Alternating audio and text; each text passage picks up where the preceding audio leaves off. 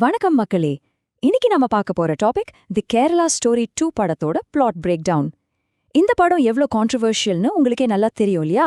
ஆனா நாம எந்த பர்சனல் ஒப்பீனியனோ பாலிடிக்ஸோ பேச போறதில்ல. ஸ்ட்ரிக்டா இந்த படத்துல என்ன சொல்ல வராங்க, அதோட கதை என்ன அப்படிங்கறத ஒரு நியூட்ரலான பாயிண்ட் ஆஃப் வியூல இருந்து பிரேக் டவுன் பண்ண போறோம். இது ஒரு கிளியரான explainer. Okay, let's dive right in. நம்ம முதல் கேள்வி, சொந்த வீட்டை விட்டு ஒரு பொண்ணு ஏன் ஓடிப்போனா? திவ்யான ஒரு யங், ரொம்ப ஆம்பிஷியஸான ஜாவலின் அத்லீட். சோஷியல் மீடியால செம ரீல்ஸ் போட்டு கலக்கிற ஒரு பொண்ணு திடீர்னு தான் ஃபேமிலியை விட்டுட்டு ஒரு சீக்ரெட் லைஃப்க்கு ஏன் போகணும்? இதுதான் இந்த படத்தோட கோர் மிஸ்ட்ரி. இந்த மிஸ்ட்ரிய படம் எப்படி அன்ராவல் பண்ணுதுன்னு இப்ப பார்க்கலாம். செக்ஷன் 1, கதையின் ஆரம்பம். படத்துல திவ்யா சில இடங்கள்ல இவங்கள நேஹானும் கூப்பிடுறாங்க. இவங்கள ஒரு போல்டான ஜாவ்லின் அத்லீட் அண்ட் இன்ஃப்ளூயன்ஸரா காட்டுறாங்க. அவங்களுக்கு ஆப்போசிட்ல சலீம் கேரக்டரை எப்படி செட் பண்ணிருக்காங்கன்னா, he's the perfect boyfriend. ஒரு ப்ரொக்ரெசிவ் லிபரல் ஜேர்னலிஸ்ட். திவ்யாவோட ஸ்போர்ட்ஸ்க்கு சப்போர்ட் பண்றாரு, அவங்க ரீல்ஸ் பண்றதை என்கரேஜ் பண்றாரு. முடி வெறும் அழகில்ல, அது ஒரு கவிதை அப்படின்னெல்லாம் டைலாக் பேசி ஒரு ட்ரீம் பாய் மாதிரியே இன்ட்ரடியூஸ் ஆகுறாரு. ஆனா இங்கதான் ஹெவி கான்ஃப்ளிக்ட் ஸ்டார்ட் ஆகுது. திவ்யா அவங்க பேரண்ட்ஸ் கிட்ட சண்டை போடுறாங்க. இது ஏன் லைஃப், ஏன் சாய்ஸ், ஏன் டிசிஷன் அப்படின்னு ஸ்ட்ராங்கா சொல்றாங்க. திவ்யாவோட பேரண்ட்ஸ் சலீம் கூட இவங்க லிவ் இன் ரிலேஷன்ஷிப்ல இருக்கிறத தீவிரமா எதிர்க்கிறாங்க. இதனால கோபம் அடைகிற திவ்யா தம் பேரண்ட்ஸை கன்சர்வேட்டிவ், இஸ்லாமோஃபோபிக்னெல்லாம் சொல்லிட்டு கல்யாணம் ஆகாமலேயே அவங்கள விட்டு வெளியே வந்துடுறாங்க. செக்ஷன் 2, சலீமின் போலி முகம். கதை இங்கேதான் மாறுது. படத்துல இத ஒரு சிஸ்டமேட்டிக் ட்ராப் மாதிரி கன்வே பண்ணிருக்காங்க.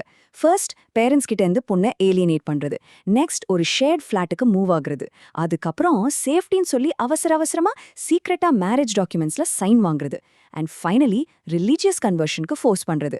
ஒரு பொண்ணு எவ்வளோ ஃபாஸ்டா ஐசோலேட் ஆகி ட்ராப் ஆகுறாங்கிறத படம் ரொம்ப கிரிப்பிங்கா காட்டுது. இதுல ஷாக்கிங்கான ஐடென்டிட்டி ரிவீல் என்னன்னா, நாம பார்த்த சலீமோட உண்மை பேரு முகமது ஃபைசான். இந்த டிஃபரன்ஸ் எவ்வளோ டிராஸ்டிக்கா இருக்குன்னு கவனிச்சிங்களா? திவ்யாவோட ஸ்போர்ட்ஸுக்கும் ரீல்ஸ்க்கும் பெருசா சப்போர்ட் பண்ண சலீம் திடீர்னு ஸ்ட்ரிக்டான ஃபைசானா மாறி அவளை புர்கா போட சொல்லி ஃபோர்ஸ் பண்றான், அவளோட டான்சிங் பேஷனை நிறுத்துறான், மதம் மாற சொல்லி அபியூஸ் பண்றான். அந்த சப்போர்ட்டிவ் பாய் ஃப்ரெண்ட் இல்யூஷன் டோட்டலா ஷேட்டர் ஆகுற இடம் இதெல்லாம். செக்ஷன் 3, மதம் மாற்றம், ஏமாற்றம். படத்துல ஆன்டகனிஸ்ட் யூஸ் பண்ற எக்ஸாக்ட் ஸ்டெப்ஸ் இதுதான். ஃபர்ஸ்ட், திவ்யாவோட போனை பறிச்சு கம்யூனிகேஷனை கட் பண்றாங்க. செகண்ட், அவளை கலிமா படிக்க சொல்லி தீவிரமா ஃபோர்ஸ் பண்றாங்க. தேர்ட், அவளோட பேரை ஆலியா இல்லனா நஃபீசான்னு மாத்திடுறாங்க. அண்ட் ஃபோர்த், இன்னும் ஷாக்கிங்கா ஃபைசானுக்கு ஏற்கனவே சாமியானு இன்னொரு மனைவி இருக்கிற உண்மையை எக்ஸ்போஸ் பண்றாங்க. திவ்யாவோட டோட்டல் ஐடென்டிட்டி இங்க அழிக்கப்படுது. செக்ஷன் 4, அதிர்ச்சியூட்டும் சதி திட்டம்.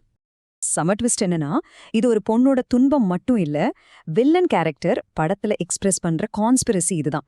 அதாவது இந்தியாவில் இருக்கிற 8 கோடி அன்மேரிட் ஹிந்து பெண்களை டார்கெட் பண்ணணும், லவ் அப்படிங்கறது ஒரு வெப்பனா யூஸ் பண்ணி பெரிய டெமோகிராஃபிக் ஷிஃப்ட் கொண்டு வரணும், 2047க்குள்ள டோட்டல் இந்தியாவை ஒரு இஸ்லாமிக் ஸ்டேட்டா மாத்தணும்.